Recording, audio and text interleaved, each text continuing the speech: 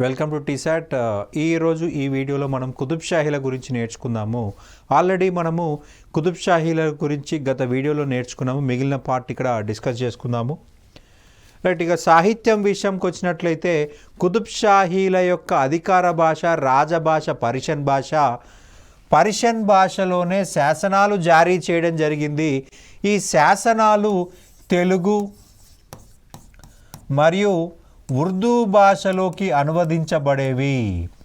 కుతుబ్ షాహీల యొక్క రాజభాష పర్షియన్ అయినప్పటికీ, పర్షియన్లో శాసనాలు ఇచ్చినప్పటికీ వాటిని ప్రజలందరికీ అర్థమయ్యే విధంగా ఉర్దూ భాషలోకి తెలుగు భాషలోకి అనువదించడం జరిగింది. తెలుగు భాషని ప్రోత్సహించారు, అనేక మంది కవులను ప్రోత్సహించారు. కావున వీరిని ఆంధ్ర సుల్తాన్లు అని చెప్పడం జరిగింది. ఈ కాలం నాటి సాహిత్య చరిత్ర శంకర కవి హరిశ్చంద్రోపాఖ్యానంతో ప్రారంభమైనట్లు తెలుస్తుంది. శంకర కవి రాసిన గ్రంథం వచ్చేసి హరిశ్చంద్రోపాఖ్యానము. హరిశ్చంద్రుడి యొక్క చరిత్రని చాలా గొప్పగా వివరణాత్మకంగా రాయడమే హరిశ్చంద్రోపాఖ్యానము. ఈ యొక్క గ్రంథమే మొదటి గ్రంథంగా చెప్తాము. ఈ కావ్యము గోల్కొండ రాజ్య స్థాపకుడైన సుల్తాన్ కులీ జాగీర్దార్ అయిన ఈడూరు ఎల్లయ్యకు అంకితం ఇవ్వడం జరిగింది. సుల్తాన్ కులీ యొక్క జాగీర్దార్ ఎవరయ్యా అంటే ఈడూరు ఎల్లయ్య.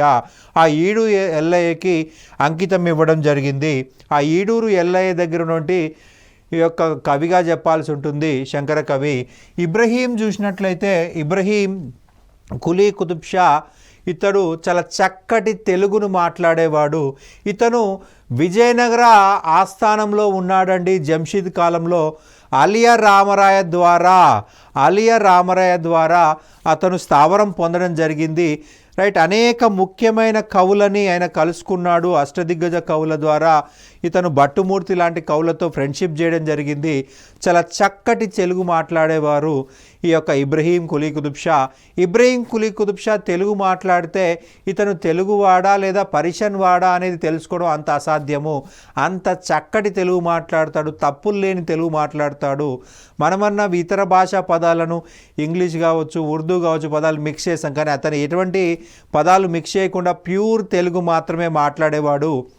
అతను తెలుగు మాట్లాడితే తేనె దాగినంత తీయగా ఉండేదని చెప్పేసి కవులు రాయడం జరిగింది. తెలుగు ఉర్దూ భాషా కవులని ప్రోత్సహించాడు. మల్కీబ రామగా పిలువబడ్డాడు.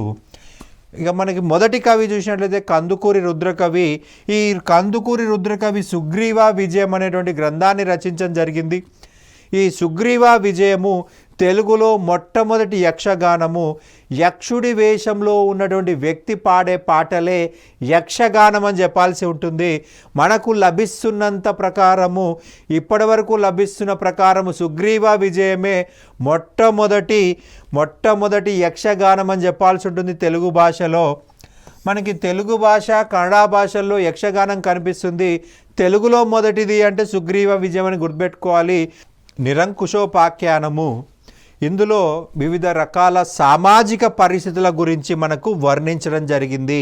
వివిధ రకాల సామాజిక పరిస్థితులు, కుతుబ్ షాహీల కాలంలోని ప్రజల పరిస్థితి, అలాగే దేవదాసి వ్యవస్థ, రైట్, గణికల గురించి వాళ్ళ బిహేవియర్ గురించి రాయడం జరిగింది. జనార్దనాష్టకములు, బలవర్ధి శతకము, గువ్వల చెన్న శతకము ఇవి ముఖ్యంగా రాయడం జరిగింది. కందుకూరి రుద్రకవికి ఇబ్రహీం కుతుబ్ షా రెంటా చింతల లేదా చింతలపాలెం అనే గ్రామాన్ని దానంగా ఇవ్వడం జరిగింది. అంటే ఇక్కడ ఇతనికి జీతానికి బదులుగా చింతలపాలెం లేదా రెంటా చింతల అనే గ్రామాన్ని ఇవ్వడం జరిగింది. అక్కడ పన్నులు అన్నీ కూడా ఈ కందుకూరి రుద్రకవికి జీతం కింద ఇవ్వబడతాయి. ప్రజలందరూ కూడా కందుకూరి రుద్రకవికి పన్నులు చెల్లించాలి. అది అతని యొక్క జీతంగా వాడుకుంటాడు. అద్దంకి గంగాధర కవి తపతి సంవర్ణోపాఖ్యానం అనే గ్రంథాన్ని రచించి ఇబ్రహీం కులీ కుతుబ్ షాకు అంకితం ఇవ్వడం జరిగింది. ఈ గ్రంథంలో గంగాధర కవి అతను ఆదరించిన ఇబ్రహీం కులీ కుతుబ్ షాను రాముని అవతారంగా పేర్కొనడం జరిగింది. ఈ కందుకూరి రుద్రకవి ఏమో పరమశివునితో పోలిస్తే ఈ యొక్క అద్దంకి గంగాధరుడేమో రాముని అవతారంగా పేర్కొనడం జరిగింది ఇబ్రహీం కులీ కుతుబ్ షాని. నెక్స్ట్ మనకి మరి ఒక ముఖ్యమైన అంశం వచ్చేసి పొన్నగంటి తెలగనార్య.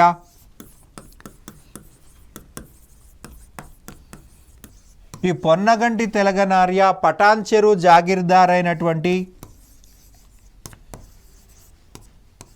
పటాన్ చెరు జాగీర్దార్ అమీన్ ఖాన్ వద్ద ఉండేవాడు. పటాన్ చెరు జాగీర్దార్ అనేటువంటి అమీన్ ఖాన్ వద్ద ఉండేవాడు. అయితే ఈ యొక్క పొన్నగంటి తెలగనార్య తెలుగులో స్వచ్ఛమైన కావ్యాన్ని రాయడం జరిగింది. యాయాతి చరిత్ర. యాయాతి చరిత్ర తెలుగులో స్వచ్ఛమైన కావ్యం ఇది. తెలుగు పదాలు తప్ప ఏ ఇతర భాషా పదాలు, ఏ ఇతర భాష సందులు సమాసాలు వాడలేదు. పూర్తి స్వచ్ఛమైన తెలుగు కావ్యంగా చెప్పాల్సి ఉంటుంది. ఈ యాయాతి చరిత్ర అమీన్ ఖాన్కు అంకితం ఇవ్వడం జరిగింది. అమీన్ ఖాన్కు అంకితం ఇవ్వడం జరిగింది.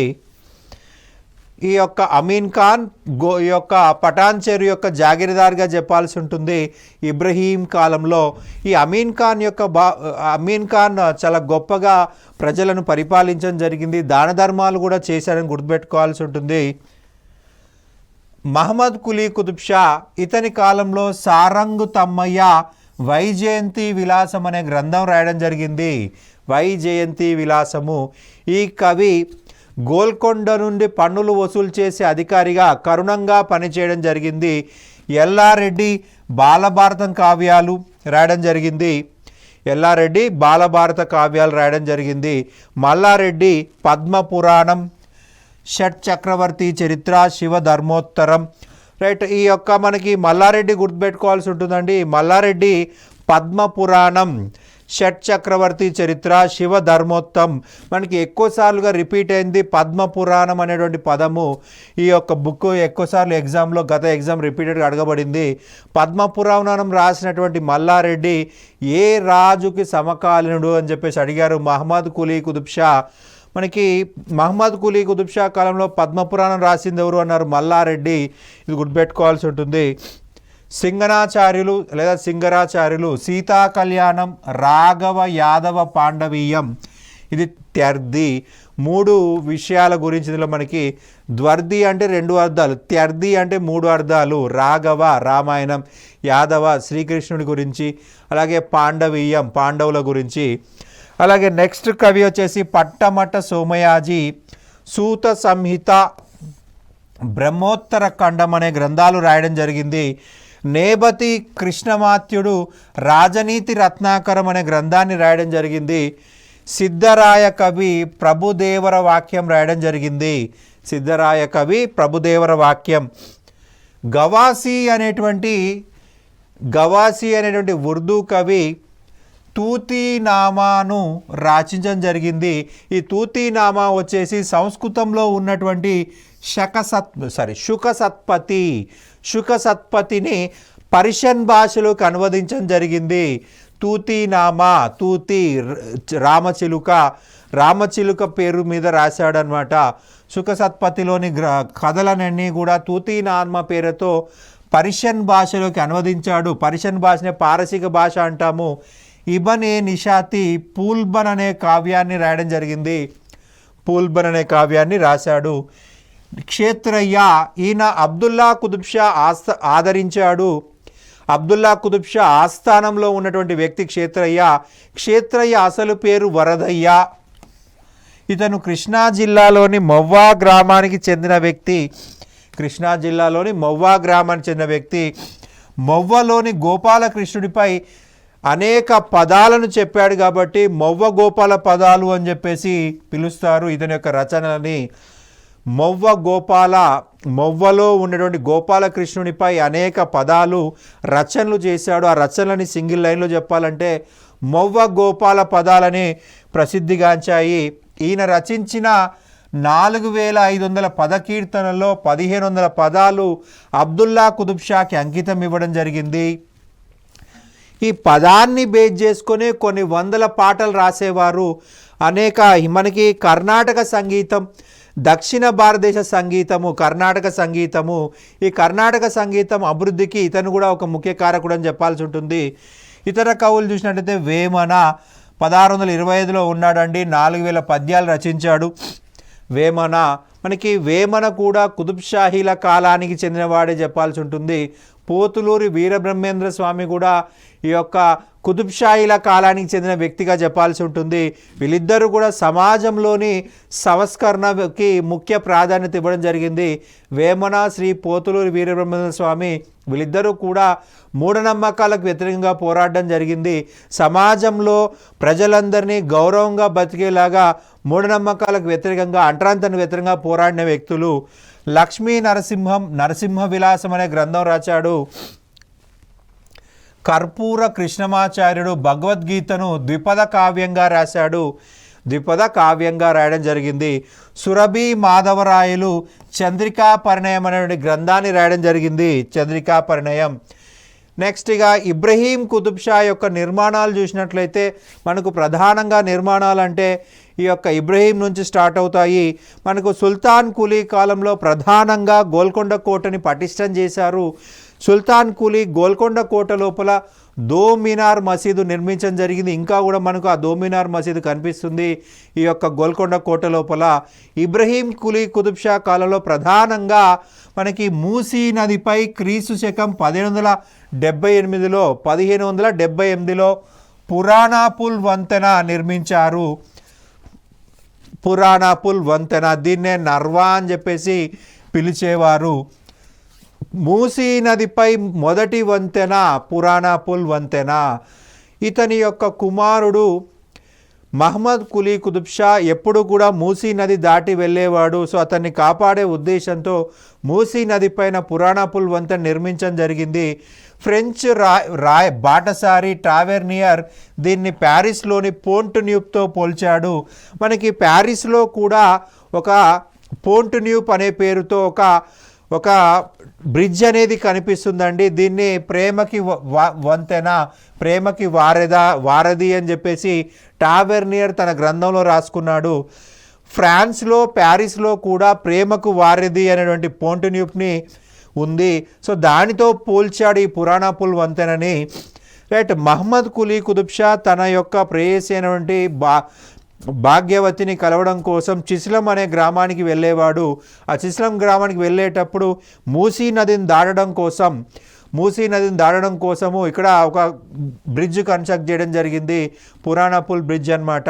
పురాణ అంటే పాతది. ఈ బ్రిడ్జ్ కన్స్ట్రక్ట్ చేసినాక అనేక బ్రిడ్జ్లు కన్స్ట్రక్ట్ చేశారు. సో అది ఓల్డ్ బ్రిడ్జ్ అనేటువంటి పేరు పడిపోయింది. అలా పురాణాపుల్ అనేటువంటి పదం వచ్చేసింది. ఇబ్రహీం తన పేరు మీద ఇబ్రహీంపట్నం అనేటువంటి నగరాన్ని కట్టాడు. ఇబ్రహీంపట్నం నగరంతో పాటు ఒక చెరువుని కూడా కన్స్ట్రక్ట్ చేయడం జరిగింది. మనకి ఒక నగరం ఉన్నప్పుడు నగరానికి తాగునీటి సమస్య రాకుండా ఉండాలి. తాగునీటి సమస్య ఉండొద్దంటే ఒక చెరువు లాంటిది ఉంటే బాగుంటుందనే ఉద్దేశంతో ఇబ్రహీం తడాకాన్ని నిర్మించాడు. హుస్సేన్ సాగర్ను 1562లో మూసీ నది ఉపనది పైన నిర్మించడం జరిగింది. బలక్పూర్ నది లేదా బోలక్పూర్ నది, బలక్పూర్ అన్న బోలక్పూర్ అన్న ఒకటే. మూసీ నది యొక్క ఉపనది బోలక్పూర్ నది. దీనికి నీరు బోలక్పూర్ నది శాఖల నుంచి వచ్చేది. సుల్తాన్ అల్లుడైనటువంటి హుస్సేన్ షావలి గొప్ప సూఫీ సన్యాసి. హుస్సేన్ సాగర్ నిర్మాణం ఇతని పర్యవేక్షణలో కొనసాగింది.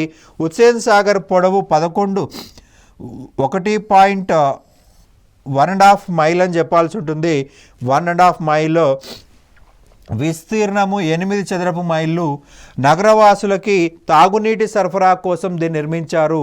గోల్కొండ నగరం కోసం కట్టబడింది. ఇది హైదరాబాద్ నగరం కాదు. గోల్కొండ నగరం కోసము, గోల్కొండ నగరంలో ఉన్న ప్రజలకు తాగునీటిని అందించే ఉద్దేశంతో కట్టబడింది.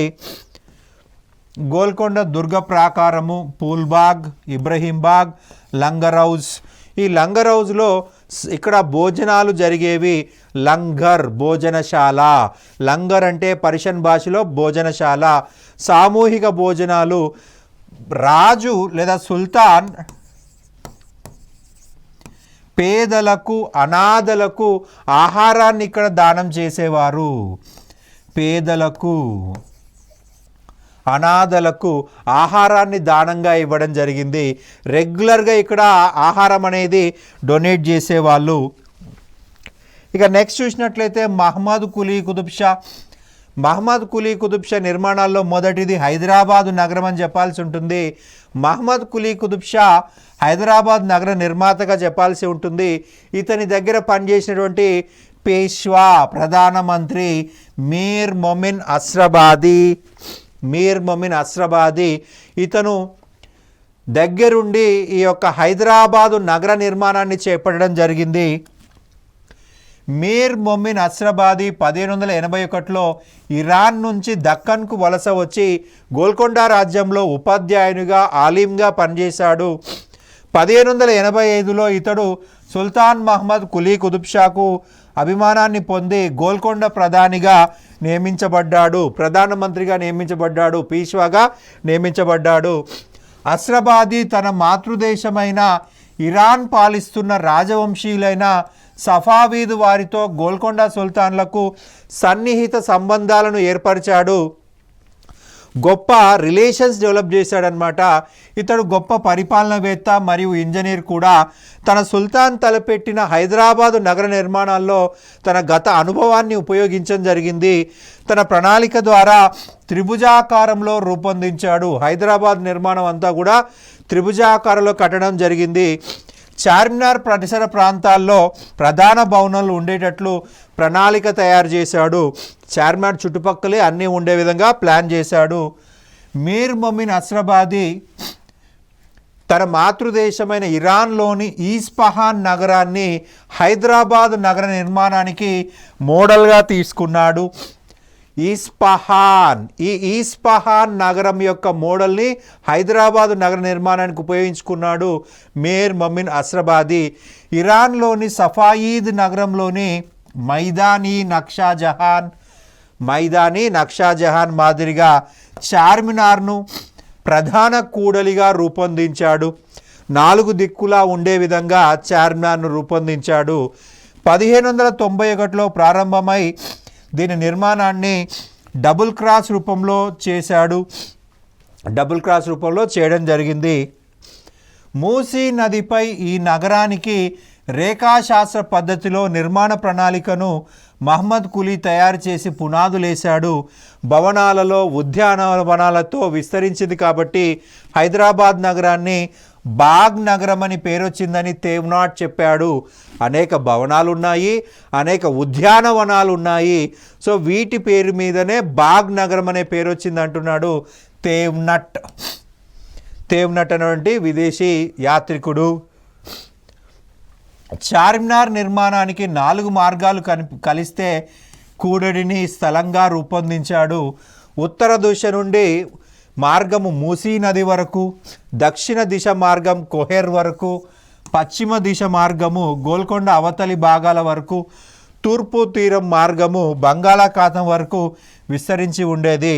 చార్ కమాన్ లేదా జూలుఖానా అనే కట్టడాన్ని చార్మినార్కు 80 గజాల దూరంలో నిర్మించడం జరిగింది. చార్ కమాన్ లేదా జూలుఖానా కట్టడాన్ని చార్మినార్కు 80 గజాల దూరంలో నిర్మించాడు. చార్మినార్ నిర్మాణాన్ని 1991-92లో పూర్తయిపోయింది. చార్మినార్ నిర్మాణానికి చార్ కమాన్ 4 ఆర్చీలు నిర్మించబడ్డాయి. వాటికి సరసన చార్సూకా హౌజ్ 4 దిశల చెరువుని నిర్మించబడ్డాయి. కుతుబ్ షాహీ మసీదులన్నిటిలోకెల్లా ముఖ్యంగా కనిపించేది 5 షియా ఖలీఫాల సంకేతము. షియా మతంలో 5 ఖలీఫాలకు ప్రాధాన్యత ఉంది.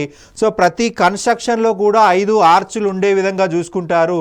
కానీ ఇక్కడ ఈ 3 కట్టడాల్లో కూడా చార్మినార్లోను ఈ కట్టడాల్లో కూడా చార్ కమాన్ అల్లబిట్లో ఇవి కనిపించవు. దిక్కులు 4 అనే భౌతిక భావనకు ప్రాతిపదికన 4 స్తంభాలే కనిపిస్తాయి. దిక్కులు 4 అనేటువంటి ప్రాతిపదికన 4 స్తంభాలే కనిపిస్తాయి. మనకి 5 అనేది కనిపించదు. చార్మినార్ నడువొడ్డున ఉండి హైదరాబాదు 4 దిశలకు విస్తరించాలని మహమ్మద్ కులీ ఉద్దేశము. చార్మర్ మధ్యలో చుట్టూ హైదరాబాదు 4 దిక్కుల అభివృద్ధి చెందాలనేది మహమ్మద్ కులీ ఉద్దేశం అన్నమాట. నెక్స్ట్ చూసినట్లయితే దారు షిఫా. మహమ్మద్ కులీ కుతుబ్ షా కాలంలో రోగులకు వైద్య సహకారం కోసము దారు షిఫా వద్ద 1595లో ఒక యునానీ ఆసుపత్రిని నిర్మించడం జరిగింది. ఇది యునానీ ఆసుపత్రి. మహమ్మద్ కులీ కుతుబ్ షా చూసినట్లయితే ఇతను ప్రధానంగా జామా మసీద్ని 1597, సైదాబాద్ మసీద్ 1605, అలాగే తరామతి బారాదరి, బాగే మహమ్మదీ, బన్నత్ ఘాట్, మీర్పేట మసీదు, దాద్ మహల్ న్యాయస్థానము, టోలీ మసీదు. మహమ్మద్ కులీ తనకు నిర్మించుకున్న సమాధి, తన సమాధి తానే నిర్మించుకున్నాడు. కుదా మహల్, నద్దీ మహల్. నెక్స్ట్ చూసినట్లయితే మహమ్మద్ కుతుబ్ షా ఇతడు మక్కా మసీదుకు 1617లో పునాది వేయడం జరిగింది. కానీ 1694లో దీన్ని ఔరంగజేబు పూర్తి చేశాడు. ప్రారంభించింది మహమ్మద్ కుతుబ్ షా అయితే పూర్తి చేసింది ఔరంగజేబ్ అని చెప్పాలి. 1694లో పూర్తి చేశాడు. మక్కా నుండి మట్టిని రాయిని తెచ్చి కన్స్ట్రక్ట్ చేశారు. ఈ మసీదులో మహమ్మద్ ప్రవక్త వెంట్రుకలు ఇతర పవిత్ర వస్తువులు భద్రపరిచారని ఫ్రెంచ్ బాటసారి టావెర్నియర్ తన రచనలో పేర్కొనడం జరిగింది. మనకి మక్కా మసీదు నిర్మాణం గురించి వర్ణించిన విదేశీ యాత్రికుడు ఎవరు అడిగినప్పుడు టావెర్నియర్ అనేది మనం గుర్తుపెట్టుకోవాల్సి ఉంటుంది ఎగ్జామ్ పాయింట్ ఆఫ్ వ్యూలో. హైదరాబాద్లోని మక్కా మసీదు నిర్మాణం గురించి రాసిన విదేశీ యాత్రికుడు అంటే టావెర్నియర్. మక్కాలోని కాబా ఆలయం వలె ఈ మసీదులో కూడా అన్ని వేళలా ప్రార్థనలు జరుగుతున్నందున దీనికి మక్కా మసీద్ అని పేరు పెట్టడం వచ్చింది. అబ్దుల్లా కుతుబ్ షా తన తల్లి హయత్ బక్షి పేర హయత్ నగర్ని నిర్మించాడు. హయత్ నగర్ని కన్స్ట్రక్ట్ చేయడం జరిగింది. ఈ అంతఃపురం ప్యారిస్లోని ఫ్రెంచ్ రాజభవనం అంతటి మనోహరంగా ఉంటుందని టావెర్నియర్ రాశాడు. హయత్ నగర్ అనేటువంటి అంతఃపురము, హయత్ నగర్లో ఉన్న అంతఃపురము ప్యారిస్లోని రాజభవనం అంత అందంగా ఉంటుంది అంటున్నాడు టావెర్నియర్. మనకి ఒకవేళ గుర్తుపెట్టుకోండి, ఎగ్జామ్లో కుతుబ్ షాహీలకు సంబంధించి సమాచారం వచ్చి విదేశీ యాత్రికుల గురించి అడిగినప్పుడు 90% టావెర్నియర్ సమాచారం మనకు అత్యంత ముఖ్యమైనదని గుర్తుంచుకోవాలి. మనకు ఆన్సర్ తెలీదు, టావెర్నియర్ అనే పదం ఒక్కటి తెలుసు, అయినా కాదని డౌట్ ఉన్నప్పుడు టావెర్నియర్ పెట్టేసి 100% కరెక్ట్ అవుతుంది. 90% కుతుబ్ షాహీల గురించి రాసింది టావెర్నియరే. ఏదో 1% బెర్నియర్, ఏదో 1% తేవ్నాట్ అనేవాళ్ళు రాశారు. లేదా ఓన్లీ టావెర్నియర్ రాయడం జరిగింది. కుతుబ్ షాహీల సమాధులు చూసినట్లయితే ప్రపంచ చరిత్రలో ఏ రాజవంశం కూడా ఒక దగ్గరే సమాధులు నిర్మించుకోలేదు. ఒకే ఒక రాజవంశం నిర్మించుకుంది, అది కుతుబ్ షాహీ వంశము. మనం ఏ రాజవంశం చూసినా సమాధులు ఒక దగ్గర లేవు, ఒక్క ఈ కుతుబ్ షాహీలు తప్ప. గోల్కొండ కోటకు 1 కిలోమీటర్ దూరంలో బంజారా దర్వాజా వద్ద కుతుబ్ షాహీ పాలకులు 7 సమాధులు నిర్మించుకున్నారు. 7 సమాధులు. మనకి 7 రాజులది కాదండి, 6 రాజులు హయత్ బక్షి బేగం సమాధి. 7వ సమాధి మనకు ఈ యొక్క అబుల్ హసన్ తానీషా సమాధి దౌలతాబాద్లో ఉందని చెప్పుకున్నాము. అతని సమాధి తప్ప మిగిలిన అందరి సమాధి ఈ యొక్క కుతుబ్ షాహీ టుమ్స్లోనే ఉంది, బంజారా దర్వాజా దగ్గర ఉంది. వీటిలో సుల్తాన్ కులీ సమాధి 30.5 చదరపు మీటర్ల విస్తీర్ణంలో చతురస్రాకార ఫ్లాట్ పైన నిర్మించబడింది. సుల్తాన్ కులీ సమాధి 30.5 చదరపు మీటర్ల విస్తీర్ణంలో ఒక చదరపు ప్లాట్ఫామ్ పైన నిర్మించబడింది. ఇబ్రహీం కుతుబ్ షా 2 అంతస్తుల భవనం నిర్మించాడు. ఇది చతురస్రాకారంలో ఉంది. 5 ఆర్చులు ఉన్నాయి. మహమ్మద్ కులీ కుతుబ్ షా సమాధి 42.5 మీటర్స్ ఎత్తు, 18.2 మీటర్స్ డోమ్తో కట్టబడి ఉంది. ఇదే ఆవరణలో మహమ్మద్ కుతుబ్ షా, అబ్దుల్లా కుతుబ్ షా సమాధులు ఉన్నాయి. మహమ్మద్ కులీ కుతుబ్ షా సమాధి 42.5 మీటర్ల ఎత్తు, 18.2 మీటర్ల డోమ్తో కట్టబడి ఉంది. అదే ఆవరణలో మహమ్మద్ కుతుబ్ షా, అబ్దుల్లా కుతుబ్ షా సమాధులు కూడా ఉన్నాయి. మనకి కుతుబ్ షాహీ సమాధుల్లో ప్రధానమైనది డోమ్ అని చెప్పాల్సి ఉంటుంది. అదొక సహజ ఏసీలా పనిచేస్తుంది చెప్పాల్సి ఉంటుంది. ఫ్రెంచ్ బాటసారి టావెర్నియర్ ఇక్కడ ప్రతిరోజు సాయంత్రము అన్నదానం జరిగేదని చెప్పడం జరిగింది. టావెర్నియర్, రైట్, ప్రతిరోజు సాయంత్రము అన్నదానం చేసేవారి యొక్క కుతుబ్షాహీ సమాధుల దగ్గర అని చెప్పేసి చెప్పడం జరిగింది. హయత్ నగర్ మసీదు, మహమ్మద్ కులీ కుతుబ్ షా ఏకైక కుమార్తె హయత్ బక్షీ బేగం. ఈమె హైదరాబాద్లోని ఖైరతాబాద్ మసీదును ఆమె గురువు అక్కుంద్ ముల్లా అబ్దుల్లా మాలిక్ జ్ఞాపకార్థం నిర్మించింది. అక్కుంద్ ముల్లా అబ్దుల్ మాలిక్ ఇతను ఖైరున్నిసా యొక్క గురువు, హయత్ బక్షీ బేగం యొక్క గురువు. ఖైరున్నిసా వచ్చేసి హయత్ బక్షీ బేగం కూతురు. ఆ కూతురు యొక్క గురువు కాబట్టి అతని గౌరవార్థము తన కూతురు పేరు మీద ఖైరతాబాద్ మసీదు కట్టేసి అతనికి దానంగా ఇవ్వడం జరిగింది. హయత్ బక్షీ బేగం హైదరాబాద్కు తూర్పు దిశన 16 మైళ్ళ దూరాన ఒక మసీదు కట్టించింది. అబ్దుల్లా కుతుబ్ షా తన తల్లి హయత్ బక్షీ పేర హయత్ నగర్ను నిర్మించాడు. హయత్ బక్షీ బేగం కట్టిన మసీదు చుట్టే ఈయన ఒక హయత్ నగర్ అనే నగరాన్ని కన్స్ట్రక్ట్ చేయడం జరిగింది. హయత్ నగర్ అనేటువంటి నగరాన్ని కన్స్ట్రక్ట్ చేశాడు. ఈమె బాటసార్లు వర్తకుల సౌకర్యార్థం ఖార్వాన్ ప్రాంతంలో ఒక సరాయిని నిర్మించి అక్కడ నీటి వసతిని ఏర్పాటు చేయించింది. కార్వాన్ సరాయి. ఈ కార్వాన్ సరాయిలో వజ్రాలకు పాలిషింగ్ చేసేవారు. ఇక చిత్రలేఖనం చూసినట్లయితే కుతుబ్షాహీల కాలం నాటి చిత్రలేఖనంలో హిందూ పారశీక పద్ధతుల సమ్మేళనంతో పాటు పాశ్చాత్య సాంప్రదాయాలు కూడా ఉంది. కుతుబ్షాహీల కాలం నాటి చిత్రకళను దక్కానీ వర్ణ చిత్రకళ అని అంటారు. దక్కానీ వర్ణ చిత్రకళ. దక్కానీ వర్ణ చిత్రశైలికి పితామహుడు మీర్ హషీం. ఈ పాయింట్ గుర్తుపెట్టుకోవాలి. దక్కానీ వర్ణ చిత్రశైలి యొక్క పితామహుడు మీర్ హషీం. ఇతన్ని మొఘల్ చక్రవర్తి తన ఆస్థానానికి పిలిపించడం జరిగింది. ఈ కాలంలో దక్కన్లో గ్రంథాలలో సూక్ష్మ చిత్రాలను అలంకరించే పద్ధతి ఉంది. రాజుల యొక్క బయోగ్రఫీలలో అవసరమైన చోట చిన్న చిన్న బొమ్మలు కూడా గీసేవారు. దాన్ని సూక్ష్మ చిత్రాలు అంటున్నాము. తారీఫ్ హుస్సేన్ షా పాద్షాహీ గ్రంథం, పాద్షాహీ దక్కన్ అనే గ్రంథంలో 14 సూక్ష్మ చిత్రాలు ఉన్నాయి. ఇది దక్షిణ దేశంలోనే మొదటి సూక్ష్మ వర్ణ చిత్రాలు, మినియేచర్ పెయింటింగ్స్ అన్నమాట. ఈ గ్రంథంలో రాక్షస తంగడి యుద్ధ చిత్రాలు, సుల్తాన్ దర్బార్ జీవితం, గ్రామీణ సౌందర్య చిత్రాలు చిత్రీకరించారు. ఈ శైలి అబ్దుల్లా కుతుబ్ షా తానీషాల కాలంలో పరిపూర్ణత సాధించడం జరిగింది. రైట్, ఇదండి కుతుబ్ షాహీల సంబంధించి సమాచారము. Thank you.